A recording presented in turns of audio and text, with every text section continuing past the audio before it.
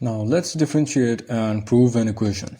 So if y is equal to under root x minus 1 over under root x, so this is the function given to us, the equation, and we have to prove that 2x into dy by dx, so the derivative of y with respect to x, 2x into dy by dx plus y is equal to 2 under root x.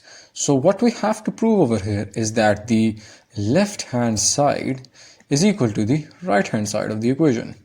So how do we go about this? Well, we'll take one side and then, so over here we'll take the left hand side and then we'll actually prove that the left hand side is equal to this right hand side. So the solution here states that we have the equation and we'll write down x under root x as x raised to the power 1 by 2 because that's just what it is. If it was cube root of x, it would have been x raised to the power 1 by 3.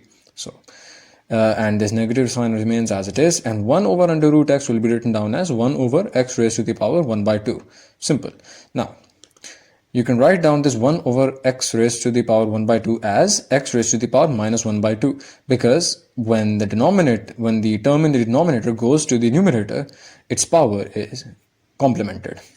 That's just the rule. So let's find dy by dx, because that is what this dy by dx, we have to find it. So we have the equation for y. Now let's differentiate it. Now we'll differentiate this separately and this separately and then subtract them from each other. So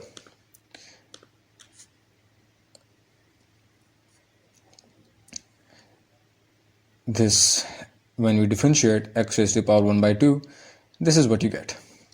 So 1 over 2, which is the power over here, will be multiplied. So this is why we've written down this, and the power, the original power 1 by 2, you'll subtract 1 from it. And this is the general power rule.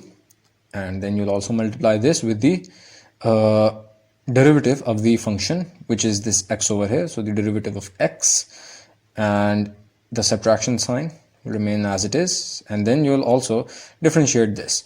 Again, the same general power rule will apply. This minus 1 by 2 will be multiplied with the remaining stuff. So, and the power of x will be subtracted by 1. So this is what you get. And then again, you'll also take the derivative of x and multiply that, because we have an x over here. That is the function. So now, once you do all the calculations, you find out that the derivative of x is just 1. So this is 1 and this is 1 as well. And you'll take the LCM over here and the LCM over here to find the final powers of x. So this is dy by dx. And now we'll multiply with 2x on both sides, because that is what the original equation was.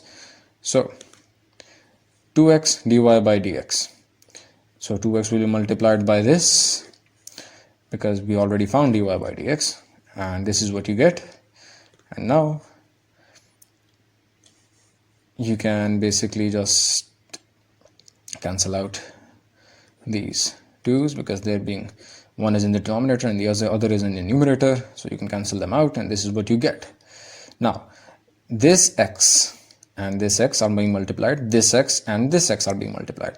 This x has the power of 1 because it's just x, and this x also has the power of 1. So when two variables are being multiplied and they're the same variable, you can just add their powers together. So you have this over here and this over here. This minus 1 by 2 will be added to this one, and this minus 3 by 2 will be added to this one. And that is exactly what we've done here. So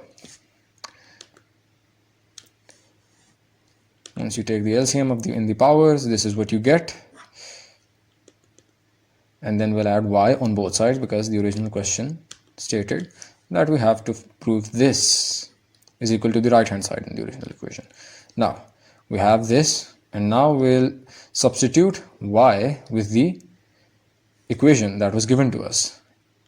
So y was basically just equal to under root x minus 1 over under root x, which is just x raised to the power minus 1 by 2.